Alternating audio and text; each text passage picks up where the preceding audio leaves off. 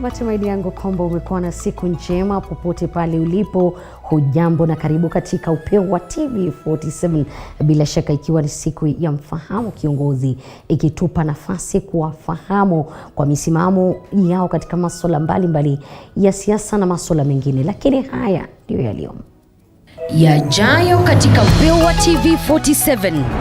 Majaji wa mahakama ya rufaa wakosoa matamshi ya Rais Uhuru Kenyatta jana kuhusiana na kesi ya BBI.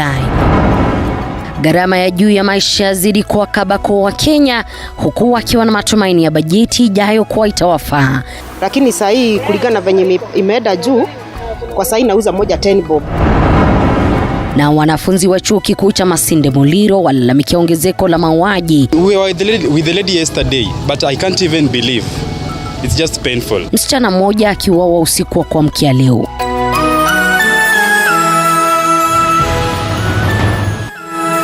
Na siku hii ya pili ya mwezi wa 6 na kukaribisha katika upeo wa TV47.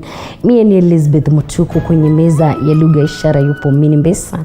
Unawasiliana nasi kwa 22047 na katika mitandao ya kijamii @TV47 Kenya pale Facebook, sawa na ukurasa wetu wa Twitter.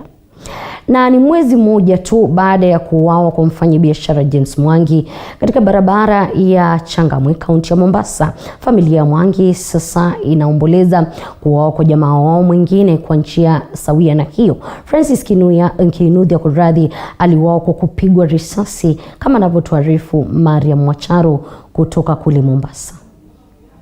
Saa 2 usiku wa kuamkia jana, Francis Kinuthia alikuwa ndani ya gari hili akielekea nyumbani kwake Mazeras alipomiminiwa risasi katika barabara ya Changamwe na kuuawa papo hapo. We had a motor vehicle, KAZ 343J, that was being driven by Francis Kinuthia Gige, alias Katoto. Is now deceased. He was the only person in the car, and he died on the spot. Yeah, of course, it's our obligation as police officers to do the necessary so that we arrest and prosecute the criminals. Kisa hiki kikiwa moto kwenye kidonda kibichi katika familia ya James Mwangi, ambao sasa wanapanga mazishi ya Francis Kinuthia, mpwa wake akiitaka serikali kuingilia kati na kutoa hifadhi kwa familia yake anayosema inaonekana kulengwa na wahalifu. Ombi langu kwa serikali, tunaomba tuweze kupatiwa protection, manake hii mambo naona wale ambao wana target familia yetu. Manake kwa wakati huu kitu kama kwa muda wa mwezi mmoja tumeweza kupoteza watu wetu wa familia wawili, na marafiki zangu ambao walikuwa na Mwangi pale kwa gari walipotea wawili. Waliweza kupoteza maisha. Shirika la kutetea haki za binadamu Haki Afrika limeitaka serikali kuhakikisha haki kwa familia hii. If there's anything that the security actors feel maybe they need our intervention, we are ready, but no to kill. We should not be killing. When we kill, we are getting so many sympathizers. Instead of eradicating one, we are having 10 sympathizers because of the killing. So killing is never a solution. Familia ya Francis Kinuthia ina matumaini serikali itabaini wanaotekeleza mauaji hayo, huku uchunguzi ukiendelea. Mariam Mwacharo, Runinga TV47, kaunti ya Mombasa. Bila shaka mpenzi mtazamaji, kwenye meza ya lugha ishara na naarifiwa kwa Mini Mbesa leo yupo bali ni Chris Ocheng. Na rufaa kuhusu kesi dhidi ya mswada wa marekebisho ya katiba itasikilizwa kwa siku 4 mfululizo. Rufaa hiyo ikisikizwa na majaji 7 kati ya tarehe 29 mwezi huu hadi tarehe 2 mwezi ujao wa Julai. Kikao cha leo kuamua mwelekeo wa rufaa hiyo kilifanyika leo chini ya Rais wa mahakama ya rufaa Daniel Musinga. Hata hivyo, mahakama hiyo ilikosoa matamshi ya Rais Uhuru Kenyatta hiyo jana alipokosoa uamuzi wa mahakama kuu uliotupilia mbali mchakato mzima wa BBI. Katika hotuba yake, Rais Uhuru Kenyatta alisema kuwa mahakama haiwezi kubatilisha uamuzi wa Wakenya. Baadhi ya walalamishi katika kesi hiyo walikuwa wamelalamikia matamshi hayo. All intended appellants who are filed notices of appeal shall be at liberty to file supplementary records of appeal and or memorandum of appeal as may be appropriate within 7 days from the date hereof. Number 3, any respondent intend on filing a cross appeal shall be at liberty to do so within 7 days of the date hereof. Number 4, all appellants shall file and serve their respective submissions and bundle of authorities within 7 days from the date hereof. Number 5, the respondents shall file and serve their respective submissions and bundle of authorities within 14 days from the date of service of the appellant's submissions. 6, the appellant shall be at liberty to file a reply within 3 days from the date of service of the respondent's submissions. Number 7, the respective submissions shall be limited to 40 pages, font 12, 1.5 spacing.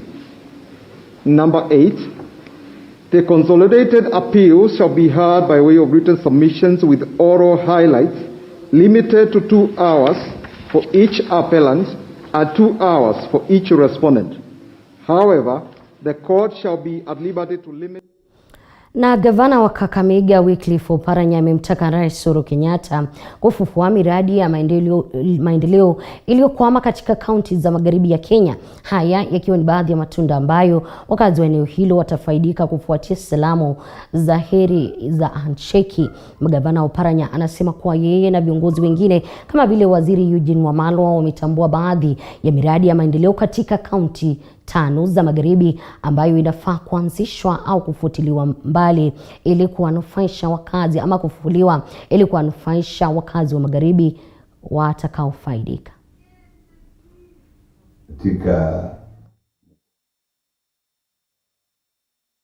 Kwa sababu ya corona hizo projects zimeanza, lakini kwa sababu ya corona hatujakuwa na nafasi ya kusundua hizi projects. Kwanza tumepewa barabara kadhaa. Yale barabara ambayo ilikuwa inaendelea lakini ikawa na tashishu ya pesa ikasimama, hizo barabara sasa zinaanza. Mnaona ile airstrip ya Kakamega, kupitia kwa hiyo mpango sahihi ukarabati ya hiyo airstrip ya Kakamega inaendelea, na pia ile ya Kitale na tulikuwa tupate ile ya Busia, ile ya Busia pia ilikuwa. Kwingineko ni kwa kundi moja la wazee kutoka eneo la Mlima Kenya linasema walitafanya tambiko kutakasa eneo la Mukurwewa Nyagathanga katika ama kufuatia kutawazwa kwa spika wa bunge la kitaifa Justin Muturi. Yanajiri hayo huku viongozi wa eneo la mashariki ya Mlima Kenya wakidai kwamba wataunda chama watakachotumia katika eneo hilo katika uchaguzi mkuu ujao, kama anavyotuarifu Margaret Wanjiru kutoka maeneo. Mgawanyiko wa kisiasa katika eneo la Mlima Kenya bado unaendelea kushuhudiwa siku chache tu baada ya spika wa bunge la kitaifa Justin Muturi kutawazwa kama msemaji wa jamii za Gema. Gavana wa Meru Kiraitu Murungi, ambaye ni miongoni mwa wanaounga mkono kutawazwa kwa Muturi, sasa anasema yuko tayari kuongoza eneo la Mlima Kenya Mashariki kuunda chama cha kisiasa ambacho watakitumia katika uchaguzi mkuu ujao. They say what you call experience is a total number of mistakes that one makes in their life. So sasa tutaunda ingine and we'll be together when that time comes. We are doing our arithmetic to make sure that the Meru plays at the center. Matamshi ya Kiraitu yanajiri siku chache tu baada ya tangazo kwamba huenda chama cha APK alichokuwa akiongoza kitafufuliwa. Murathe, Tuju and the others, we are not going to continue supporting a party which has become a party to champion partisan interests in this region. Yes. Period. Yes. And we are not requesting His Excellency the Governor. We are telling His Excellency the Governor to go ahead and start the process of the registration of another party which will cater for the interests of the Eastern Mount Kenya region. Haya yanajiri huku kundi moja la wazee kudai kwamba watafanya tambiko katika eneo la Mukurwewa Nyagathanga katika kaunti ya Murang'a, wakizidi kukosoa kutawazwa huko. Kundi hili liliungwa mkono na gavana wa Murang'a Mwangi wa Iria. Whatever happened on 22nd was very unfortunate because it was a sign of commercialization of elderhood. and that has to be condemned in all its in its entirety. Kwa hivyo mimi nawauliza watu wasikuje kuharibu sherehe kwa kujaza askari. Huko hakuna vita, mahali penye wazee hakuwezi kuwa na vita. Na kama wanataka kukuja, wakuje kama maombi ama wale wa security ya kawaida. Kwa upande wake, kiongozi wa chama cha The Service Party Mwangi Kiunjuri amedai mgawanyiko inayoendelea katika eneo la Mlima Kenya ni hatari kisiasa kwa eneo hilo. Unajua kila Mkenya anaitisha mkono ya mwingine. Raila anataka arudishiwe mkono, wengine mkono na wengine. But the truth of the matter is that politics, if you ask yourself the whole foundation, hiyo politics inatoka wapi? You know, Kenyans are no longer that gullible. They can be able to look through the lenses and see where this politics coming from. If I ask you, don't you think also they are diverting attention of the people of Mount Kenya from Dr. William Ruto, by bringing in so many other people here in between? And the aim is not even dividing Mount Kenya east or west, but at least carry all the attention not to focus on Dr. William Ruto, but what is happening in Mount Kenya region. Ya tafakari haya. Ndio tunasema kwa Kiswahili. That even if they are tracing their roots from another party, you can also trace roots of TSP from GNU. And therefore I have been a party leader. There is no doubt about that. We have been tested. And all what we are asking, every one of us. Bila shaka ni siasa na wanasiasa. Na ikiwa imesalia juma moja pekee kabla ya makadirio ya bajeti ya mwaka wa kifedha 2021 mwaka 2022 kuwasilishwa bungeni, Wakenya wanatarajia kuwa mfumuko wa bei unaoendelea kushuhudiwa nchini utapungua. Wengi wa Wakenya sasa wakisema kuwa wamelazimika kupunguza matumizi yao ya kila siku. Daniel Masiza alitangamana nao na hii hapa taarifa yake. Kwa mujibu wa takwimu kutoka shirika la kitaifa kuhusu takwimu KNBS, mwezi Mei mwaka huu uliandikisha mfumuko wa juu zaidi wa bei za bidhaa na huduma kwa 5.87 na kusababisha maisha kuwa magumu zaidi kwa Wakenya. Bidhaa muhimu kama vile vitunguu, sukuma wiki, kabeji na nyama vikiwa miongoni mwa bidhaa zilizoandikisha ongezeko la bei. Before nilikuwa nauza tomatoes 3,420 na kulingana na venye hapo ilikuwa cheap, lakini sasa hii kulingana na venye imeenda juu, kwa sasa nauza moja 10 bob. Pia vitunguu zimekuwa ziko na bei sana. Although kwa saizi mvua imepungua kidogo, tena imekuwa afadhali. Nilikuwa nauza 350 ama 350, lakini kwa sasa naweza uza 320 ama 325. Hizi vitu hata kama zinapatikana zinapatikana kwa shida sana, kwa sababu saa ingine wengine kutravel na kuwa ni shida. So saa hii nataka at least watuangalilie ndio tuweze soko yetu ikue poa. Ni hali ambayo imesababisha Wakenya wengi kupunguza bajeti zao, kwani mapato yao hayaambatani na gharama ya juu ya maisha ikilinganishwa na miaka ya awali. Kwa kusema ukweli, kulingana na vile hali ya maisha imepanda, saa hizi kitambo nilikuwa ninaweza kufanya budgeting ya chakula tuseme kama wiki 2,000 inatupeleka, lakini kwa saa hizi it has been very difficult to budget for 2,000. Imekuwa ni ngumu sana kwa sababu unapata hiyo budget ya 2,000, una budget like let's say a day or two. Ukiangalia kwa mfano breakfast, a basic breakfast ya maziwa na mkate, unapata ya kwamba kitambo mkate ilikuwa ni shilingi 50 na saa hizi mkate imepanda ni shilingi 55. Ukiangalia kwa mfano maziwa ilikuwa pia ni shilingi kuanzia shilingi 45 na saa hizi unapata in a range between 50 to 55. So unaona hata basic breakfast huwezi ukabudget na 300 shillings. Hali mbaya ya kiuchumi nchini pia imeathiri baadhi ya kampuni ambazo kwa sasa zinaweka mikakati ya kuhakikisha zinaendelea kunawiri mbali na kuwalinda wateja. We have two different things. We have actually proper inflation that is actually total market, and then we have retail inflation, and the retail inflation is lower than the market inflation.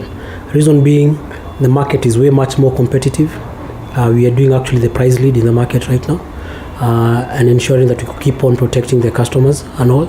So at any one given point, what we actually always do is we make sure we shield our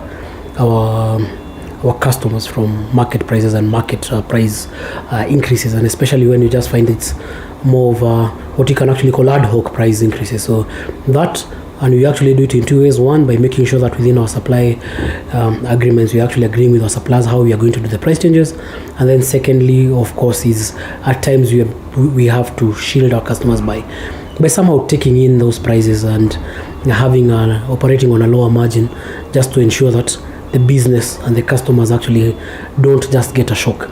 Huku waziri wa fedha Ukur Yatani akitarajiwa kuwasilisha rasmi bajeti bungeni Alhamisi juma lijalo, Wakenya wanasubiri kuona iwapo atalegeza kamba kuhusiana na bei ya bidhaa muhimu nchini, angalau kuondolea masaibu wanayopitia kwa sasa kutokana na mfumuko wa bei nchini. Daniel Masiza, TV47. Bila shaka mpenzi mtazamaji, ni wakati wangu wa kuchukua mapumziko kidogo. Milton Musando anasema hiki ndicho kituo bora zaidi cha habari na anakifurahi zaidi. Enos Omothi miongoni mwa wengine. Niruhusu nipokee mapumziko kidogo, lakini usicheze mbali maana taarifa zaidi zipo.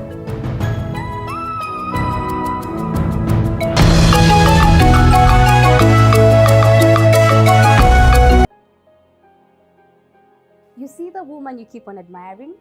They might be going through the same pain that you're going through right now, the same grief that you're going through now, or even the same disease that you are suffering with right now. Why can't I see clearly? But the only difference between you and them is that, yes, they cried, but they managed to learn through the pain, and they came out as conquerors. I stayed for like 2 years without having a job. I cannot even do a simple thing like taking a shower. So Joy, you can imagine every day you're waking up, going to work, and knowing for sure you have a dead baby. Join me each and every Saturday at 8:30 p.m. on 19 with Joy Irungu here on TV47. At Global Precast Panels, we have the best quality, durable, and affordable precast panels to suit all your needs. Manufactured under a controlled environment, we have the best precast concrete panels, precast concrete floor slabs, precast concrete perimeter wall, precast concrete columns and beams. Our panels reduce construction cost by up to 40% with absolutely no plaster required, including added soundproof benefits. Convenient four-story buildings, schools, offices, residential houses, hospitals, and warehouses. Take advantage of our free transport. Contact us on 0702 24 7267 or 0796 24 7267. Global Precast Panels Limited, your reliable option for efficient construction. These are the sights and sounds of a working nation. There are no shortages to remarkable ideas. What's missing is the will to execute them. You need to stay relevant. If you don't, you're going to fade off.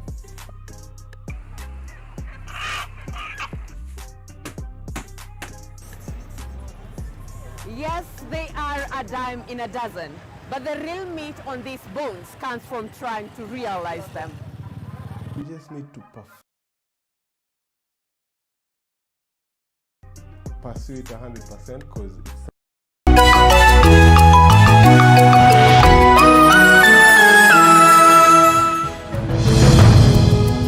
Karibu tena mpenzi mtazamaji, tuendelee na kwingineko. Ni kuwa mwanafunzi wa chuo kikuu cha sayansi cha teknolojia cha Masinde Muliro mjini Kakamega amepatikana ameuawa mita chache tu katika mtaa huo, ama katika mtaa wa Kemfiso viungani mwa mji wa Kakamega. Inadaiwa kuwa Masrin Wainaina, mwanafunzi wa mwaka wa 3 anayesomea taaluma ya ualimu kwenye chuo hicho, alibakwa kabla ya kupigwa na kifaa butu. Mwanahabari wetu Petronila Gore na mengi zaidi. Jumatano wanafunzi wa chuo kikuu cha Masinde Muliro waliandamana mjini Kakamega wakilalamikia utovu wa usalama uliopelekea mmoja wao kuuawa. Kulingana na wanafunzi hao, hali hiyo imepelekea wanafunzi 4 kushambuliwa na wahalifu na sasa wanahofia maisha yao yamo hatarini. I want to appeal to our security officers to do what is necessary to ensure that the lady at least haki patikane, because hakuna vile mtu anaweza uawa. We were with the lady yesterday, but I can't even believe. It's just painful. This is not the first time a comrade is being made at this place called Nurambi, Kefinko, together with the Tiso. Just some few days ago last week, there's a boy called Dan. He was attacked and made in SIGNET. Today, yesterday at night, a student was attacked yesterday also. Makrin, we are seeking justice for Makrin. How can someone be raped in her own house? Kulingana na wakazi wa eneo la Kefinko, usalama umezorota zaidi katika siku za hivi karibuni. Insecurity imekuwa very high. Ile kitu sisi tunaomba ni kwamba serikali iangalie vile security Kefingo itakuwa, because unaangalia huyu ni mwanafunzi ambaye mzazi anamtegemea kule nyumbani, labda ameuza ng'ombe yake kupeleka mtoto shule, unapata kwamba mtoto ameenda shule lakini arudi nyumbani tena. This ni security light. Hii kitu ilienda almost 2 years ago. Tume launch official report even to the kwa ofisi ya Oparanya. Akatupea mpaka namba, akatuambia in case of anything call us direct on SMS. We as students, we as leaders tuna SMS, lakini there is nothing has been done. Wakazi sasa wanaitaka serikali kuimarisha usalama eneo hilo ili kuepuka majanga kama hayo. Nikiripotia runinga ya TV47, mimi ni Patronila Goren. Na kwa mujibu wa shirika la afya ulimwenguni WHO, mzogo wa mawazo kutokana na sababu kadhaa kama vile shinikizo la kutimiza jambo fulani, matatizo katika mahusiano, uchumi na mengineo, na kama njia mojawapo ya kuhamasisha jamii kuhusu umuhimu wa kujikabili na kuepukana na mzongo wa mawazo, vijana kutoka kaunti ya Meru wameandaa mbio za baiskeli ambapo waliendesha baiskeli kutoka mji wa Nkubu hadi mji wa Meru. Aidha, wameiomba serikali katika kaunti hiyo kujikakamua katika kuwasaidia katika masuala ya changamoto hizo. With it. Do physical activities, do exercises. Wale watu wa kwenda gym kidogo, tupige gym, utapata mawazo yanatulia. Mental health ni vast na ni kitu iko broadly, inakava kila sector. Sector health, sector employment, sector young people. Especially now in young people where tuko na capacity ya watu kama ngapi? Tukihesabu kama kuanzia the age of 15 to 35 years old. These are young people who are actively in the society. But pale shule hakuna mental health awareness ama groups za kufuatilia maneno. Also like my youth pia wanaingia kwa drugs na alcohol, si kwa sababu wanataka, ni society inawapushua pale. Na tunasema vitu kama hizi, we are encouraging people to come out, maybe join activities, physical activities, talk to friends. Unajua kama wanaume wanasemanga hawafai kusema shida zao, lakini tunapata ya kwamba hii usipoongea na unabaki nayo ndani inakusumbua kindani ndani na unajipata unaingia kwa mambo mabaya kama madawa.